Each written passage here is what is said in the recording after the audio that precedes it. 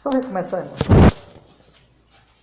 Fazemos aqui. Diz assim o versículo 12. No dia seguinte, João 12, 12. No dia seguinte, ouvindo uma grande multidão que viera à festa, que Jesus vinha a Jerusalém, tomaram ramos de palmeiras e saíram-lhe ao encontro e clamavam: Hosana, bendito o Rei de Israel, que vem em nome do Senhor.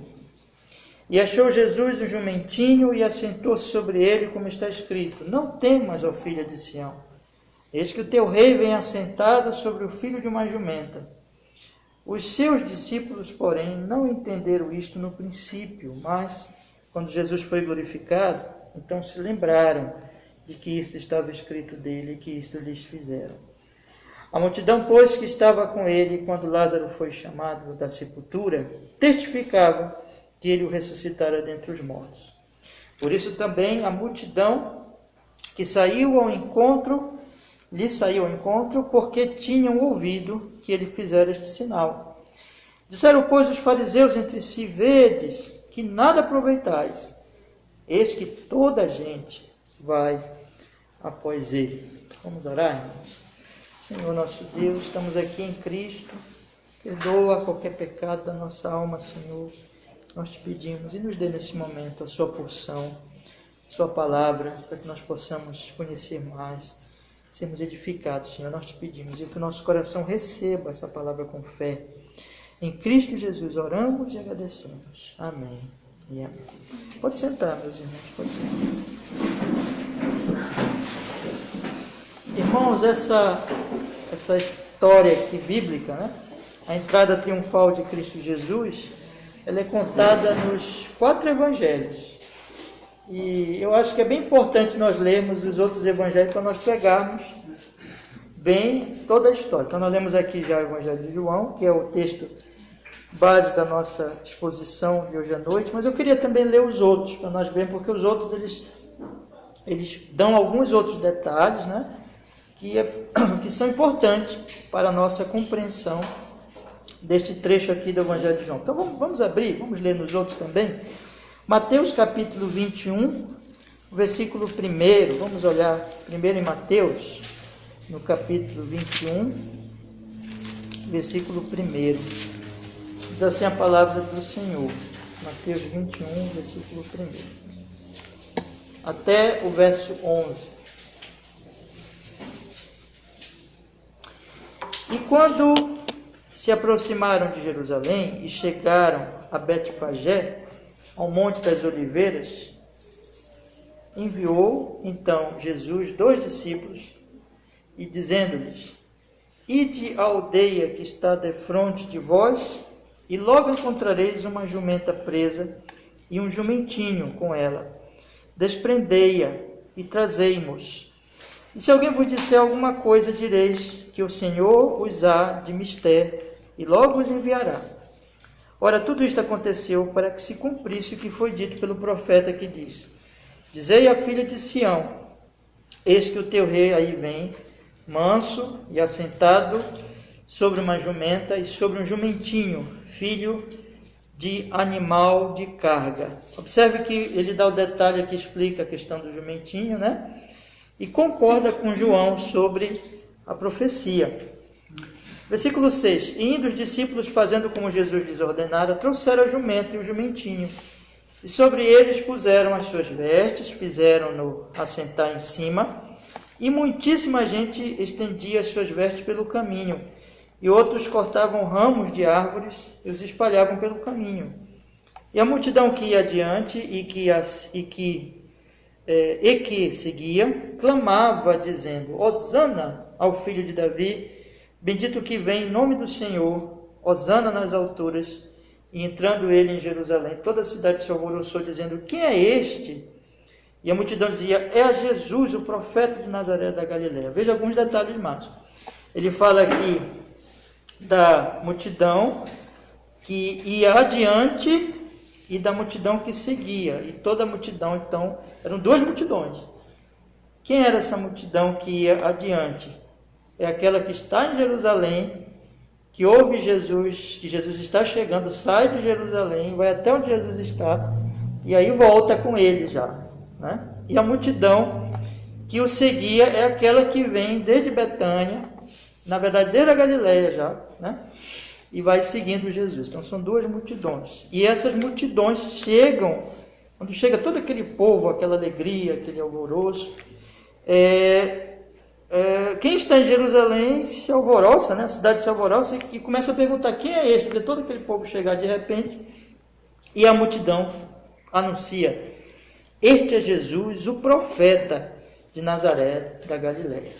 Vamos ler também, então, agora o segundo evangelista, Marcos, capítulo 11, versículo 1. Marcos, capítulo 11, versículo 1.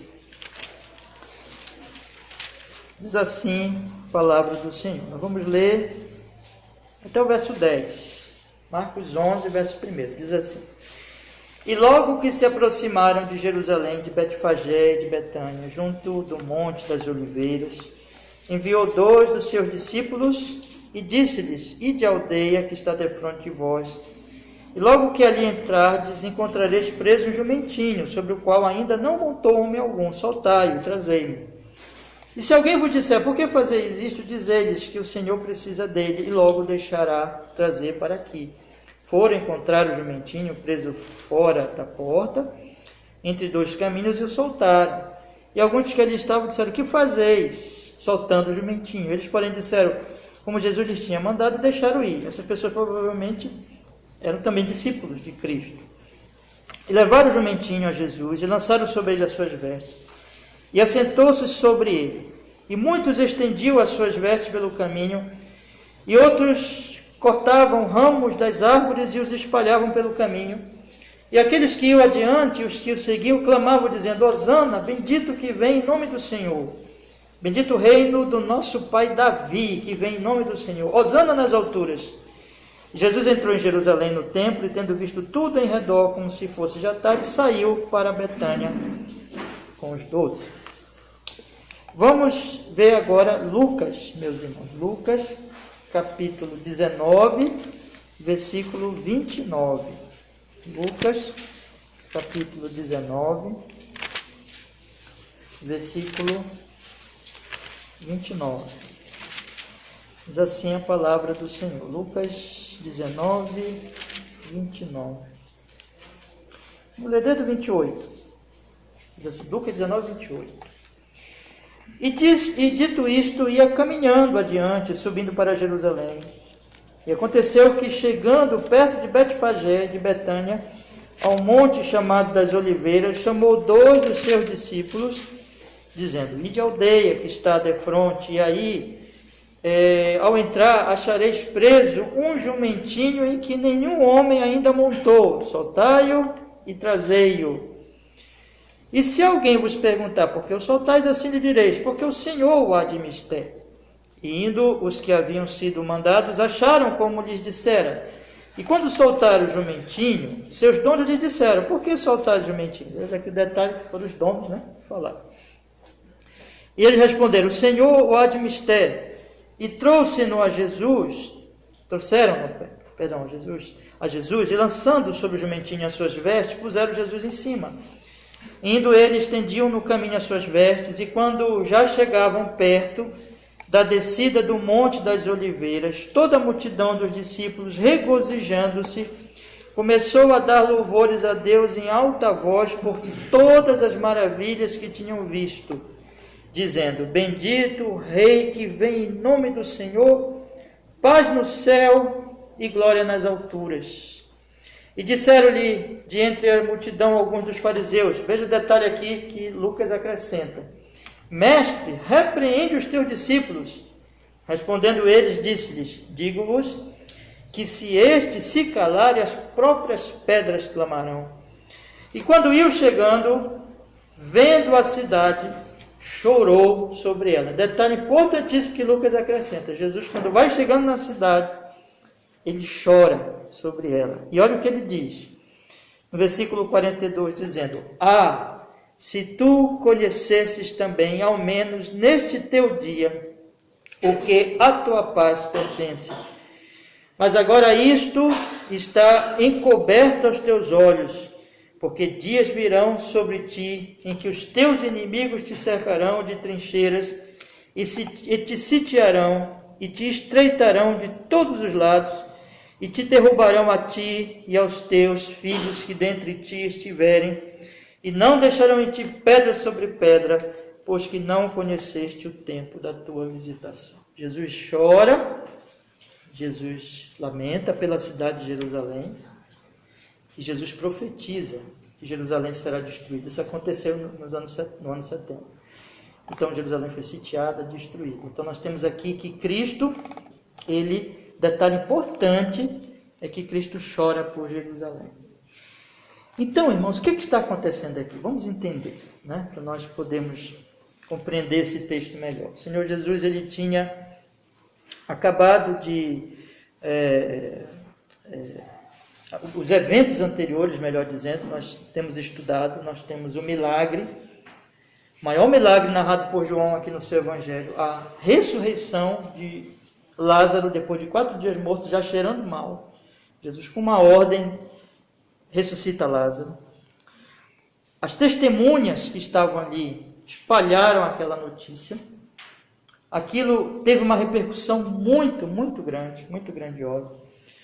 De forma que as autoridades pensaram assim: temos que matar Cristo, porque ele vai criar uma revolução.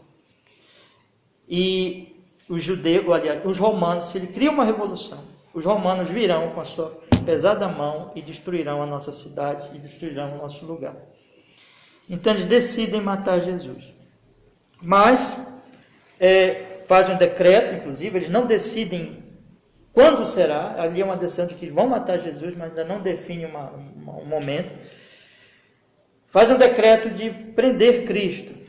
E temos os curiosos aqui no final do capítulo 11, e essas pessoas elas estão buscando Jesus, mas Jesus, exatamente por causa desse decreto, dessa determinação deles de matá-lo, Jesus prudentemente se retira, vai para Efraim, uma cidade do interior, e fica lá um período. Mas então ele é convidado pela família, por uma família, né? Exatamente pela família, pelo dono da casa em Betânia, participa de um jantar com Maria, com Marta, com Lázaro, que ele tinha ressuscitado.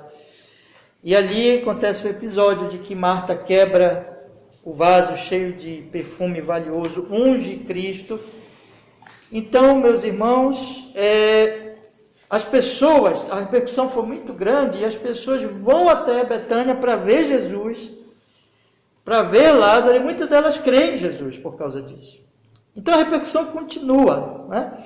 Então nós temos aqui essa notícia, e a multidão, então, que já está ali envolvida em Betânia com Cristo, outras pessoas que estão vindo da Galileia, e nós temos aquelas pessoas que já estão em Jerusalém antecipadamente, diz aqui o versículo 55 do capítulo 11, e estava próxima a Páscoa dos judeus, e muitos daquela região subiram a Jerusalém antes da Páscoa para se purificar. Então essas pessoas que estavam lá, elas ouvem falar de Cristo, elas ficam empolgadas, entusiasmadas, elas querem ver Jesus, conforme o finalzinho do capítulo 11 já nos conta. E é essa multidão que depois que acontece tudo, que Jesus tem esse jantar, que ele é ungido, que muitas pessoas vão até Betânia e que creem nele, ele então vai para Jerusalém para a Páscoa. E ele vai sendo seguido por uma grande multidão, e já vem com ele. E ele então manda buscar esse jumentinho, cumprindo uma profecia lá de Zacarias. Isso tem um grande significado que daqui a pouco eu vou explicar bem para os irmãos, mas já vou dizer o significado. Esse jumentinho significa que ele é o rei da paz, ele vem trazendo paz. E aí então o povo está ali, ouve falar que ele está vindo, o povo que está em Jerusalém, e sai de Jerusalém para encontrar com o Cristo que está vindo, com aquela multidão que vem atrás dele. Então nós temos o encontro de duas multidões, e essas multidões então todas recebem e louvam a Cristo Jesus, e o recebem, meus irmãos, porque no entendimento deles, Cristo não é exatamente o rei da paz, mas eles têm, como era comum naquela época, uma visão messiânica política, né, terrena de Cristo. Então eles esperam Cristo terreno, eles esperam Cristo rei militar, um Cristo que vai libertá-los do jugo romano, um Cristo que vai fazer uma revolução. Eles estão ali então, meus irmãos, a maioria daquelas pessoas esperam não o Cristo da paz, mas o Cristo da guerra. E eles imaginam assim, bom, esse Cristo que ressuscitou Lázaro, que fez esse grande milagre, esse realmente é o rei prometido, é o Messias prometido, é o nosso libertador, é o nosso salvador, e ele que fez isso vai nos liderar numa revolução contra Roma, e eles estavam ali com certeza, irmãos, dispostos ali a unir-se a Cristo em torno de uma revolução. Nós já temos ali indícios disso, quando o Senhor Jesus Cristo, ele multiplica os pães e os peixes, e as pessoas já querem fazê-lo rei, você lembra disso, né? E ele então sai de lá porque, na verdade, Jesus não tem nenhum interesse de ser um rei político desse mundo, de fazer guerra contra Roma. Cristo é o rei da paz. Então, o que nós temos aqui, meus irmãos, é esse contraste entre o que Cristo é e o que Cristo significa, e entre aquilo que o povo está esperando. O povo está crendo. E não só o povo, mas os fariseus também estão muito preocupados. Eles estão ali preocupados porque eles estão na iminência de perder o lugar deles, porque eles imaginam exatamente isso. Vai ter uma revolução, vai ter uma guerra, esse Cristo aí vai liderar uma revolução e nós vamos perder o nosso lugar, a coisa não vai ficar boa. Veja o que eles dizem, vamos ler aqui, capítulo 11, versículo 47, ele diz assim: depois os principais sacerdotes e os fariseus formaram o conselho e diziam: que faremos, porquanto este homem faz muitos sinais? Se o deixarmos assim, todos crerão neles e virão os romanos e tirar-nos-ão o nosso lugar e a nação. Percebe a preocupação deles? A preocupação deles é que Cristo possa então liderar e possa trazer problemas para eles políticos, e eles possam perder o seu lugar. E eles dizem assim: a cidade será destruída. Mas a ironia, meus irmãos, é que o Senhor Jesus Cristo chora, quando ele chega na cidade, ele chora, porque a cidade vai mesmo ser destruída. De fato, a cidade vai ser destruída, mas não vai ser destruída por uma revolução que ele vai liderar. Porque ele é o rei da paz, ele não vai liderar nenhuma revolução, ele não é o rei da guerra, ele não é o rei da revolução, não é um revolucionário, ele é um príncipe da paz, ele é o rei da paz, ele veio trazer um reino espiritual.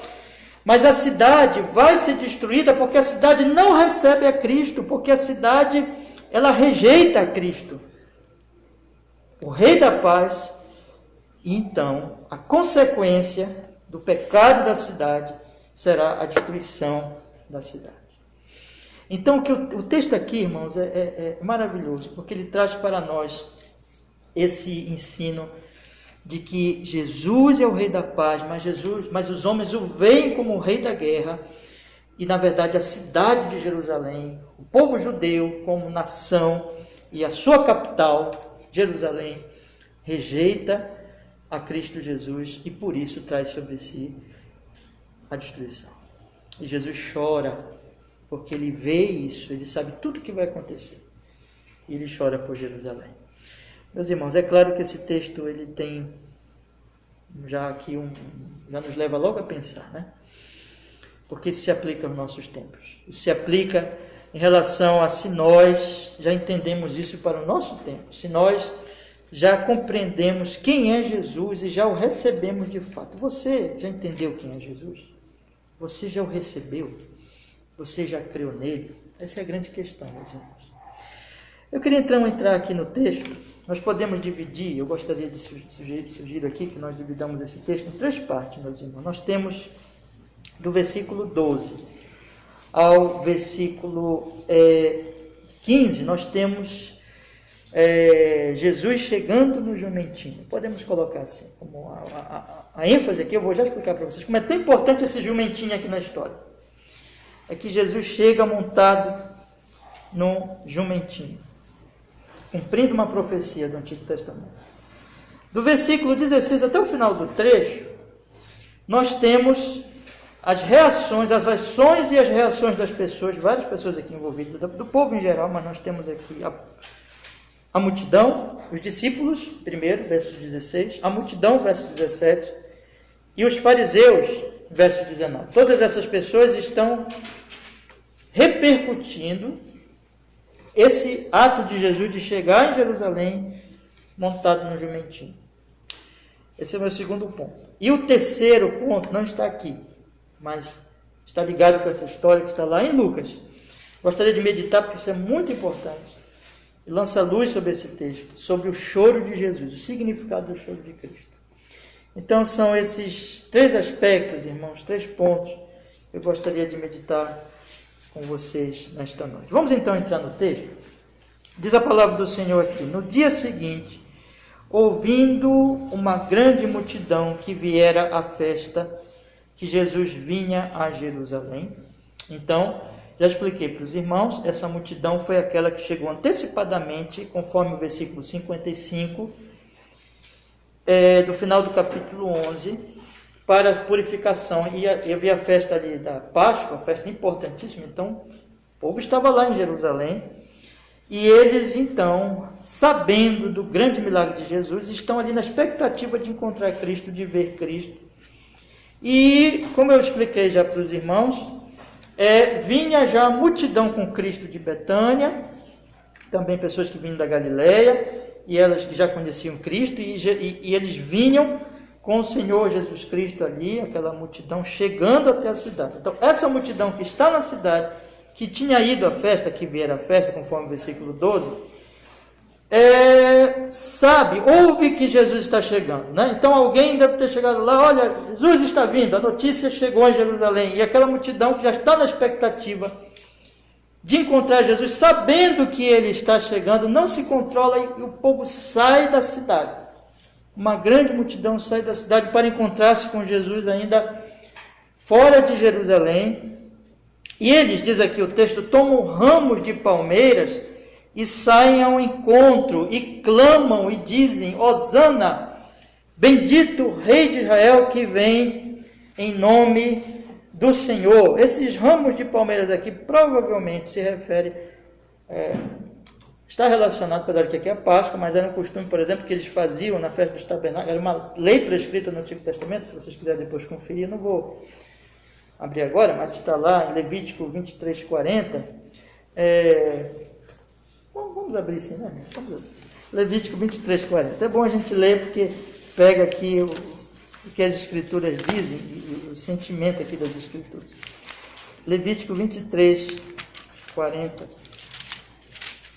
Então, eles estão levando os ramos, e aqui em Levítico 23:40 nos diz assim, meus irmãos. Palavra do Senhor. Levítico 23:40. E no primeiro dia tomareis para vós ramos de formosas árvores, ramos de palmeiras, ramos de árvores frondosas e salgueiros de ribeiras, e vos alegrareis perante o Senhor vosso Deus por 7 dias. Observem que aqui o símbolo é alegria. Também tinha a questão ali foi se associando cada vez mais a esses ramos, né? A nação, então uma coisa assim, possivelmente ali do patriotismo, ali envolvendo o povo, Israel e assim por diante. Mas aqui você observa que é um símbolo de alegria, festa, alegria. Então, quando eles pegam esses ramos, tirando aquilo que acontecia na festa dos tabernáculos, voltando para João, eles estão alegres, eles estão entusiasmados, porque está chegando o rei deles, aquele que tinha ressuscitado Lázaro, aqueles que eles esperam que vai ser o rei deles, o libertador deles. E eles dizem também: Hosana. E Hosana é uma palavra, meus irmãos, que significa, é uma súplica, na verdade. Dá salvação agora. Eles estão suplicando ao Senhor: Senhor, nos salva. É um louvor, é uma súplica, vamos dizer assim, eles estão ali exaltando ao Senhor, clamando a Ele, pedindo, intercedendo, suplicando a Ele salvação, hosana, e eles então saúdam a Cristo, recebem a Cristo, dizendo: bendito, vejam só, o Rei de Israel que vem em nome do Senhor. E aí, meus irmãos, vejam, o pensamento deles naquele momento, e por tudo que nós pegarmos os evangelhos, e nós pegarmos o próprio evangelho de João, que já tinha dito que queriam fazer dele um rei, o pensamento do povo é um pensamento político. Eles viam Cristo como um libertador político. Eles viam Cristo como esse que finalmente iria lhes tirar daquela vergonha, daquele jugo que eles estavam ali debaixo do Império Romano. Então, esse Cristo seria o libertador deles. Um libertador, um homem de guerra, um rei que lutaria por eles. Mas Jesus chega no jumentinho. Veja o que diz o versículo 14. E achou Jesus um jumentinho e assentou-se sobre ele, como está escrito. E aí ele se refere à profecia de Zacarias: não temas, ó filha de Sião, eis que o teu rei vem assentado sobre o filho de uma jumenta. Então, em vez de vir ali como um rei da guerra, Jesus chega no jumentinho, Jesus chega como o rei da paz. E vou já lhe mostrar por quê, porque isso está conectado com a profecia. Então, o símbolo da guerra é o cavalo. Mas Jesus não chega no cavalo, Jesus chega no jumentinho. E aí, meus irmãos, vamos ler aqui a profecia. Então, o que João está dizendo, e Mateus também diz, é que Jesus está aqui cumprindo a profecia. Vamos olhar então Zacarias, capítulo 9. Zacarias, capítulo 9.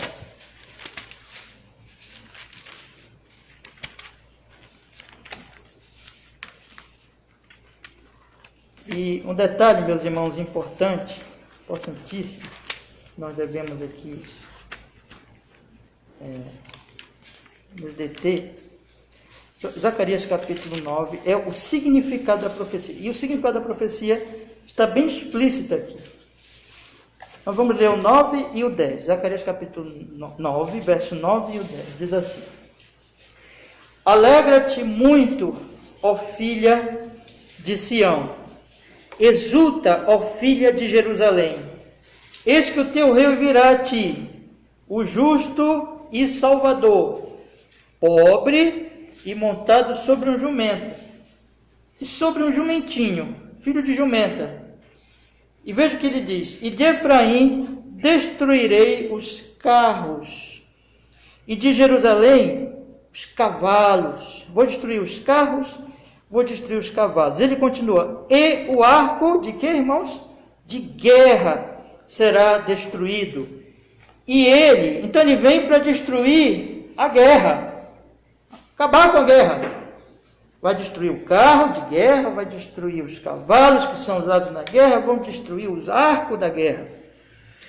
E o que ele vai fazer? Muito ao contrário de fazer a guerra, ele anunciará paz aos gentios, e o seu domínio se estenderá de mar a mar, e desde o rio até as extremidades da terra. Veja só que coisa! O povo está com aquela mente na política, e eles estão esperando um rei que venha fazer guerra contra os gentios. Quem são os gentios? Romanos.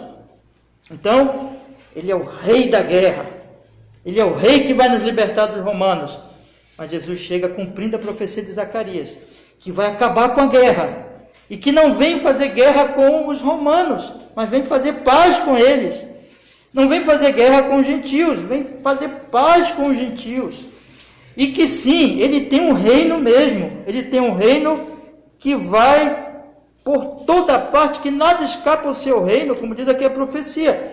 Seu domínio se estenderá de mar a mar, e desde o rio até as extremidades da terra. De fato, ele tem um reino, ele dominará sobre tudo. Seu reino prevalecerá sobre tudo, mas não é um reino pelas armas, não é um reino pela guerra, não é um reino deste mundo. É o reino dos céus, é o reino de Cristo, é o reino que vai converter, que vai unir, vai converter inimigos em amigos, que vai, como Paulo vai dizer lá em Efésios capítulo 2, verso 11 em diante. Acho que os irmãos têm esse texto na mente, já citamos aqui tantas vezes. Ele vai juntar gentil e judeu, ele vai aproximar, ele vai evangelizar a paz, ele vai então fazer isso. É isso que Cristo veio fazer.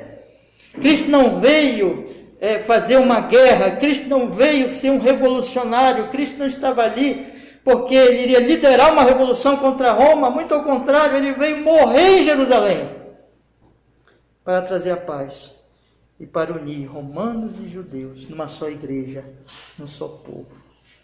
Ele é o rei da paz.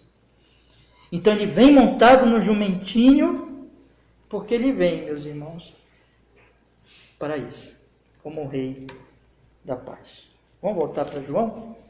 Então veja que o Evangelho de João, João e também Mateus, ele lembra ele diz que Jesus está cumprindo essa profecia e, com certeza, deliberadamente, Jesus sabe o que está fazendo.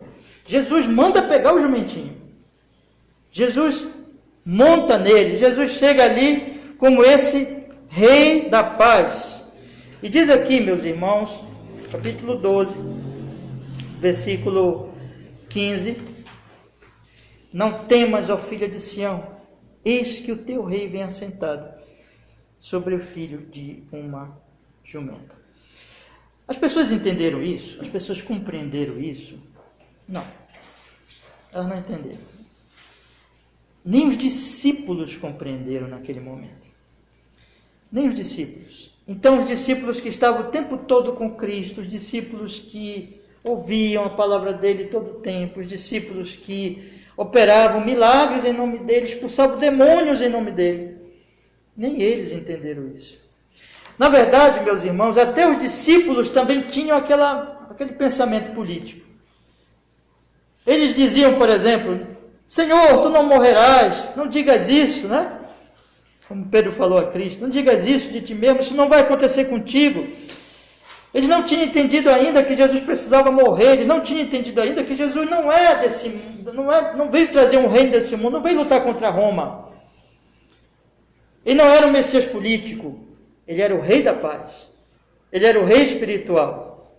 E mesmo eles não compreenderam, irmãos, plenamente isso, e João diz claramente aqui no versículo 16, vamos ler.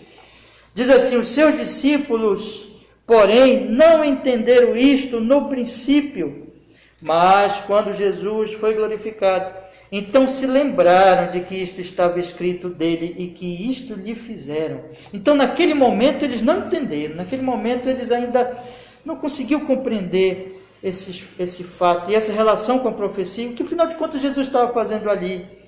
Mas depois que Jesus foi glorificado, e João ser glorificado, Jesus ser glorificado para João significa o quê? Jesus morrer, Jesus ser sepultado, Jesus ressuscitar.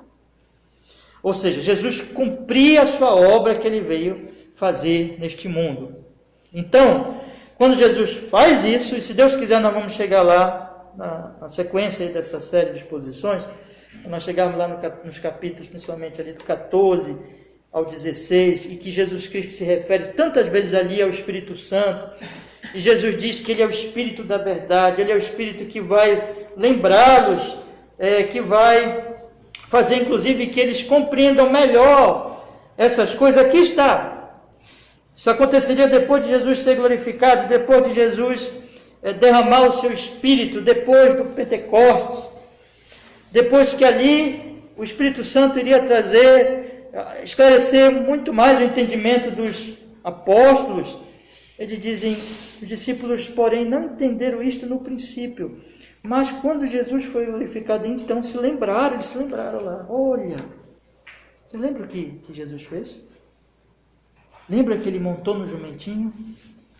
Vocês lembram que ele estava cumprindo a profecia de Zacarias, do Rei da Paz? Vocês lembram disso? O Espírito Santo lembrou eles disso, o Espírito Santo os ensinou, o Espírito Santo fez com que eles compreendessem. Diz aqui: então se lembraram de que isto estava escrito dele e que isto lhe fizeram. Mas só depois. Mas e a multidão? Como a multidão estava agindo e reagindo em relação a tudo isso? Diz o versículo 17: A multidão, pois, que estava com ele quando Lázaro foi chamado da sepultura, testificava que ele o ressuscitara dentre os mortos. Então, aquela multidão, testemunho ocular, que viu Jesus ressuscitar Lázaro, que sentiu o mau cheiro já do corpo, né, que estava provavelmente saindo ali, mesmo fechada a sepultura, que viu Jesus mandar tirar a pedra, que ouviu ele dar a ordem, Lázaro vem para fora, que viu o morto ser ressuscitado e andar, e ficar como nós, como se nunca tivesse morrido. Essas pessoas já vinham anunciando isso. Isso teve uma grande repercussão, mas ali, durante todo aquele evento, eles continuavam a falar. Como é que podiam ficar calados sobre isso, né? A multidão, pois, que estava com ele quando Lázaro foi chamado da sepultura, testificava que ele ressuscitara dentre os mortos. E qual foi a reação da outra multidão que estava ali? Na verdade, por causa disso é que eles fizeram isso, estavam ali reunidos, por isso também a multidão lhe saiu ao encontro, porque tinha ouvido que ele fizera este sinal. Então, testificavam e diziam, este é o Cristo, este é aquele que ressuscitou a Lázaro. Ali, com certeza, tinham já muitos crentes mesmo, outros estavam ali apenas com interesse, como estamos dizendo, apenas nesta vida, mas já tinham ali uns crentes, mas mesmo esses crentes, lembra dos discípulos, nem eles entendiam muito direito ali o que estava acontecendo, mas eles podiam testificar, eles podiam dizer, olha, nós vimos, nós somos testemunhas oculares, e as pessoas ali, meus irmãos, então, foram procurar Jesus, queriam encontrar Cristo, porque essas pessoas estavam testificando. Nós temos aqui que os discípulos não compreendiam muito ainda, mas iriam compreender depois. Nós temos aqui que a multidão testificava, e a outra multidão cria e buscava Cristo. Mas nós temos uns aqui que não estão nem um pouco satisfeitos. Os fariseus. Os fariseus já vinham com Jesus. Nós lemos no outro evangelho que eles diziam, Senhor, manda eles se calarem. E Jesus disse, se eles se calarem, até as pedras clamarão. Eles estavam indignados com tudo aquilo. Eles estavam muito aborrecidos com tudo aquilo. Eles então começaram a falar uns aos outros. Veja o que diz o versículo 19. Disseram, pois, os fariseus entre si, vedes que nada aproveitais. Eis que toda a gente vai após ele, não está adiantando nada, vocês não estão conseguindo fazer nada. Um falava isso para o outro. Todo mundo está seguindo a ele. Para nós entendermos melhor isso aqui, essa indignação e essas palavras dos fariseus, nós temos que lembrar algumas coisas, irmãos. Nós temos que lembrar primeiro que quando Jesus ressuscita Lázaro, e isso tem evidentemente uma grande repercussão, né? Nós temos insistido aqui, e é óbvio, imagine ressuscitar um morto de 4 dias, eles ficam muito incomodados, as autoridades. Vamos voltar para o capítulo 11, ler a partir do versículo 46, 11 e 46, veja o que a Bíblia diz. Mas alguns deles foram ter com os fariseus e disseram-lhes o que Jesus tinha feito. Isso aqui, os que, parte das testemunhas oculares não creram, foram denunciar Jesus para os fariseus. E os fariseus comentam assim no versículo 47. Depois os principais sacerdotes e os fariseus formaram o conselho e diziam, que faremos, porquanto este homem faz muitos sinais? Se o deixarmos assim, todos crerão nele, e virão os romanos, e tirar-nos-ão o nosso lugar e a nação. E Caifás, um deles, que era sumo sacerdote naquele ano, lhes disse, vós nada sabeis, nem considerais o que nos convém, nem considerais que vos convém, que nos convém que um homem morra pelo povo e que não pereça toda a nação. Então ali ele sugeriu assim, já chega, Jesus tem que morrer. Jesus tem que morrer para que a nação não seja destruída, para que os romanos, para que essa revolução não aconteça. Para que os romanos não venham e nos destruam. E com essa palavra de Caifás, que era o sumo sacerdote, era o chefe deles, diz o versículo 53, leia comigo por favor, que desde aquele dia, pois, consultavam-se para matar. Ali foi a decisão de matar Jesus. Porém, ainda não tinha uma data. Ainda não tinha dito assim, vamos matar tal dia. Decidiram lhe matar, mas ainda não executaram ainda. Mas uma coisa eles já tomaram a decisão. Qual foi a decisão deles? Versículo 57. Ora, os principais sacerdotes e os fariseus tinham dado ordem para que, se alguém soubesse onde ele estava, o denunciasse para o prenderem.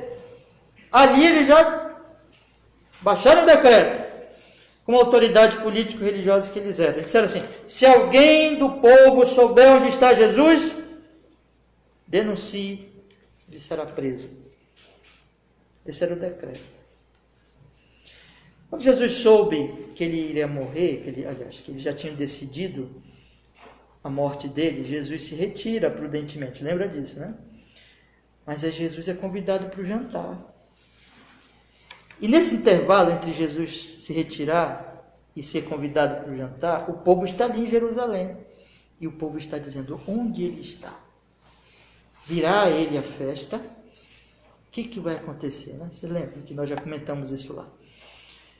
Então o povo está ali, está esperando, na expectativa. De repente ele vai para o jantar em Betânia. E algumas pessoas vão lá para ver Lázaro, creem nele, e a repercussão continua aumentando. E aí então ele decide, ele sabe de tudo isso, perceba bem, ele sabe de tudo que está acontecendo, mas ele decide ir a Jerusalém com a multidão que vai de Betânia. E a notícia chega lá em Jerusalém, e a multidão que está em Jerusalém, já empolgadíssima com todas aquelas notícias, quando fica sabendo, não se contém e sai de Jerusalém para encontrar Jesus.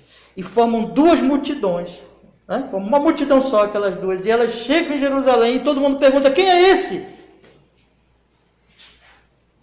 Esse é o profeta prometido. Eles começam a dizer. E os fariseus estão lá vendo tudo isso. E, na verdade, eles fazem parte ali da multidão. Eles estão ali acompanhando, eles estão de olho. Qual é a conclusão disso, que eles têm? Olha, já decidimos matá-lo. Já decidimos que ele seja preso. Mas não está adiantando nada. A multidão está com ele. O que eles dizem no versículo 19? Vede, um falando para o outro, que nada aproveitar, não está adiantando nada que nós estamos fazendo até aqui. Eis que toda a gente vai após ele.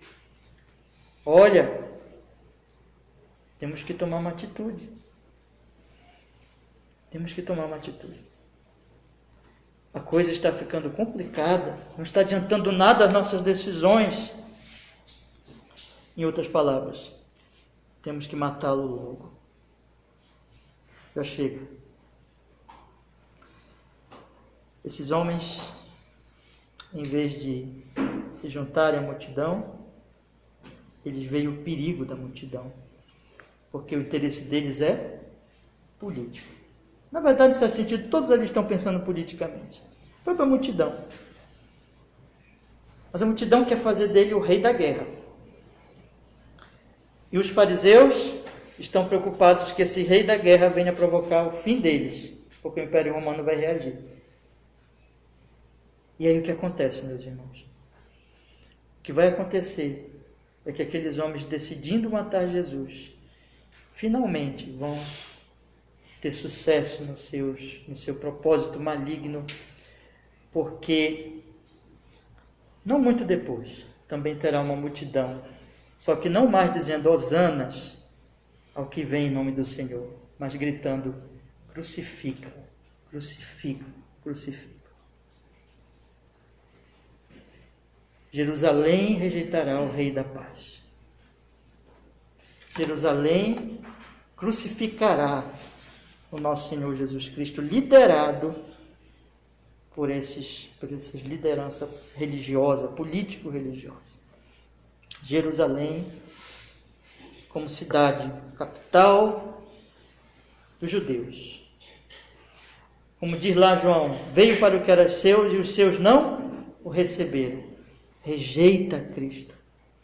Por isso que Jesus Cristo chora.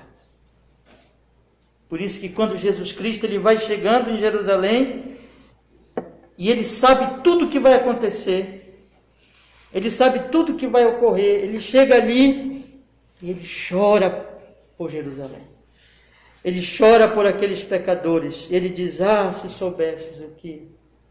Como que diz, né? Como podes ter paz, mas tu rejeitas, tu estás cego. Vamos olhar, meus irmãos, o que ele diz? Vamos voltar para Lucas.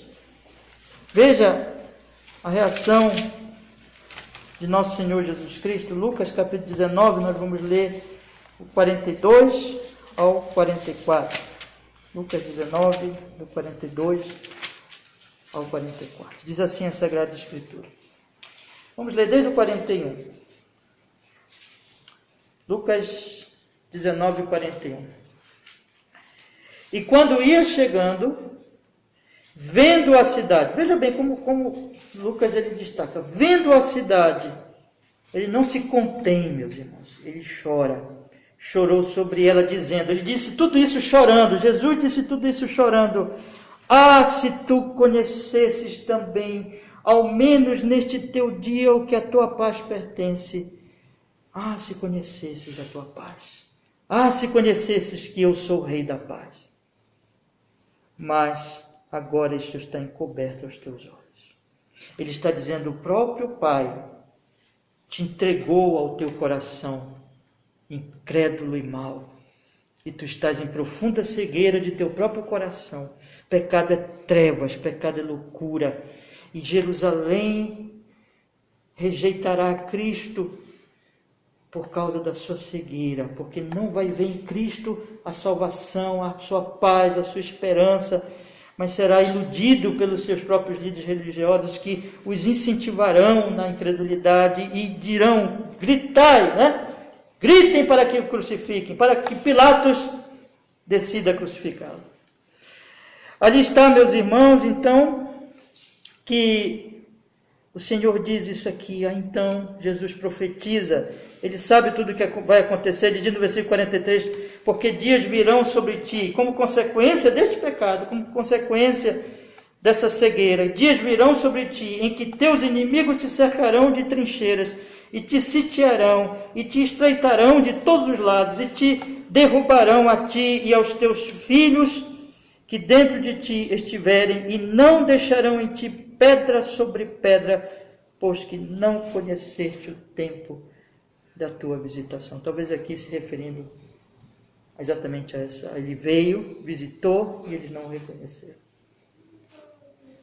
Então temos aqui, meus irmãos, o choro de nosso Senhor diante dessa cidade que rejeita o príncipe, o rei da paz. Queria deixar algumas aplicações para nós hoje à noite. O que esse texto tem, meus irmãos, para nos ensinar? Em primeiro lugar, vamos pensar aqui um pouquinho. A primeira coisa que ele diz é, recebamos o rei da paz e não o rei da guerra. Veja, meus irmãos, que o Senhor Jesus Cristo está aqui fazendo uma oposição ao pensamento do próprio povo, que estava ali sim muito entusiasmado, mas não estava entendendo ainda quem ele era de fato. Eles viam Cristo como o rei da guerra, mas Cristo é o rei da paz. Ouça bem, você que está aqui hoje à noite, você já o recebeu na sua vida, no seu coração, mediante a fé, esse Cristo Jesus que é o rei da paz? Você já entendeu quem ele é? Você já compreendeu quem ele é?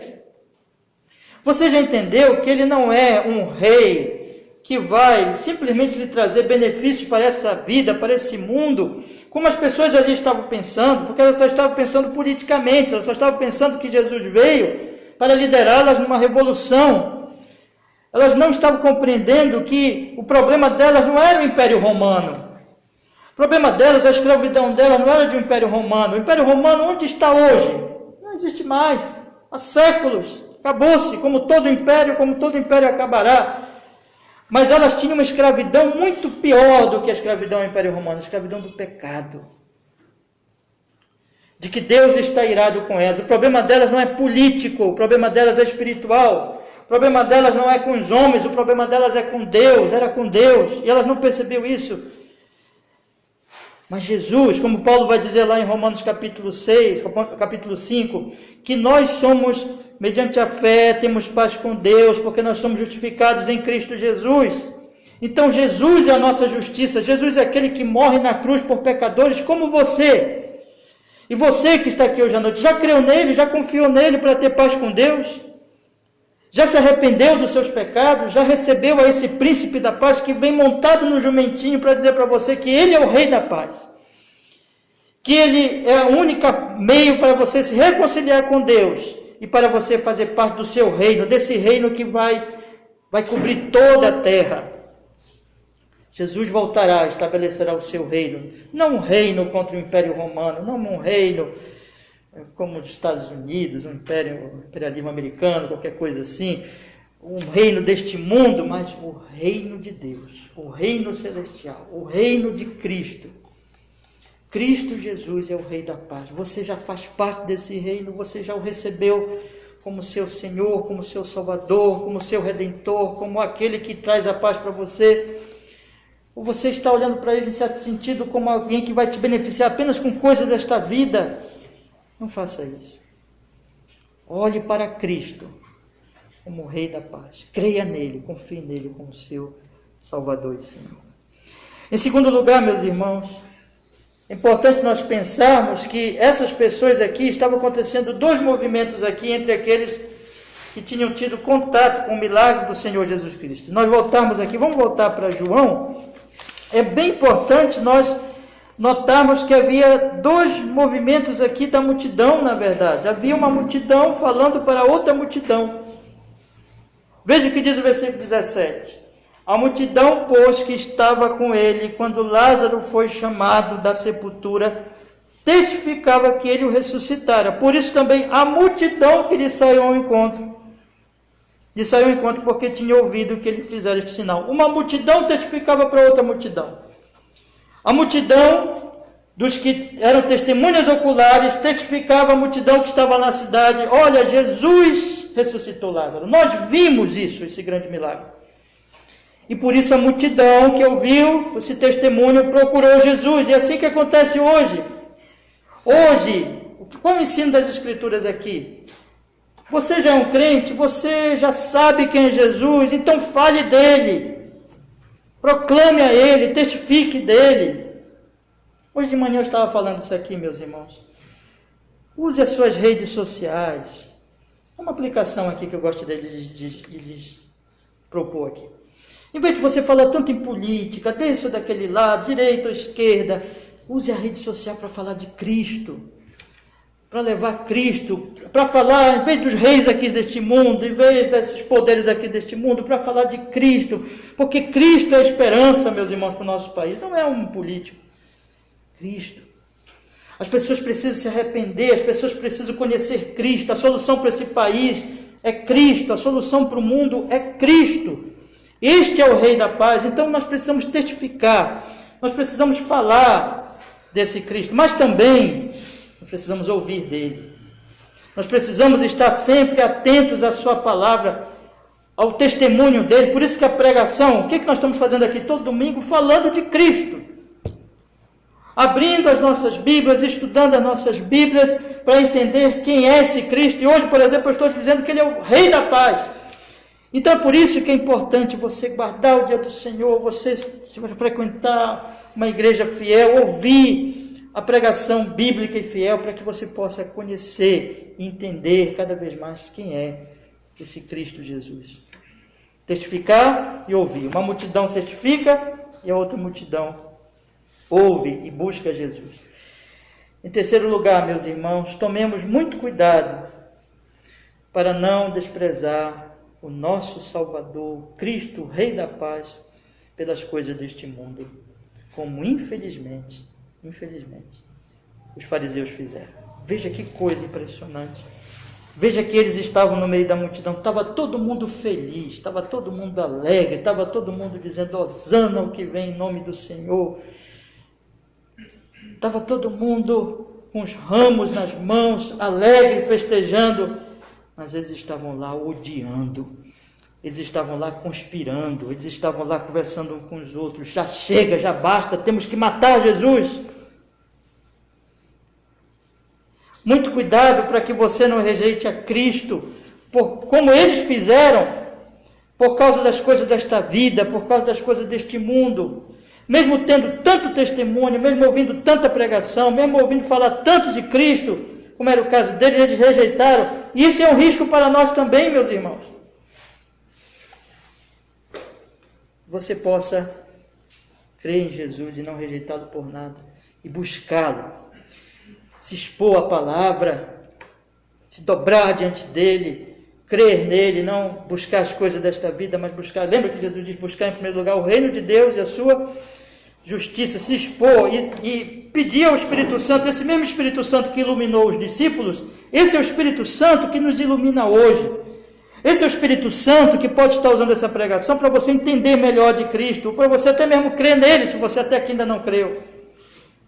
É o Espírito que nos ilumina, é o Espírito que nos convence, é o Espírito que nos revela quem é o Senhor Jesus Cristo. Então, clame a Ele, ore a Ele, peça que o Espírito Santo lhe ilumine. E cuidado para que você não rejeite a Cristo, como os fariseus rejeitaram o nosso Senhor. Em quarto lugar, meus irmãos, eu fico pensando aqui que Cristo Jesus, que era o Santo de Deus, que era o Filho de Deus, que era o Rei dos Reis, que nunca pecou, mas que quando ele foi se aproximando de Jerusalém queria desprezá-lo, de Jerusalém queria crucificá-lo, de Jerusalém queria, enfim, se unir ali com os poderes daqueles fariseus, daqueles inimigos, para gritar, crucifica-o. Quando Jesus viu, percebeu ali o pecado deles, quando ele viu a cidade, quando ele percebeu a consequência do seu pecado, quando ele percebeu a cegueira deles, quando ele anteviu ali que, como Senhor que ele é, o que iria acontecer com Jerusalém, com a destruição de Jerusalém, ele chorou. Será que nós temos esse choro pelos pecadores, irmãos? Nós vivemos num tempo terrível de pandemia, já morreram 213 mil pessoas, só no Brasil. Milhares e milhares pelo mundo. Quantas dessas pessoas entraram na eternidade sem saber nada de Cristo, sem saber nada da mensagem do Evangelho, sem nem terem pensado nisso todas as suas vidas? Pessoas que morreram assim de repente nessa doença. Em tantas outras doenças, em tantas outras mortes repentinas. Temos lamentado pela humanidade. Temos lamentado pela humanidade em pecado no nosso país e no mundo. Humanidade essa que, inclusive, está pesando a ira de Deus sobre essa humanidade nessa pandemia, exatamente por causa dos seus pecados. Assim como Jerusalém foi destruída por causa dos seus pecados, Deus está pesando a sua mão nesta pandemia por causa dos pecados da humanidade. Temos lamentado por isso, temos clamado ao Senhor, ó Deus, tem misericórdia desse mundo, tem misericórdia dessas almas. Temos chorado por elas, irmãos? Ou temos simplesmente nos considerado os melhores que elas, porque somos cristãos? Cristo não agiu assim.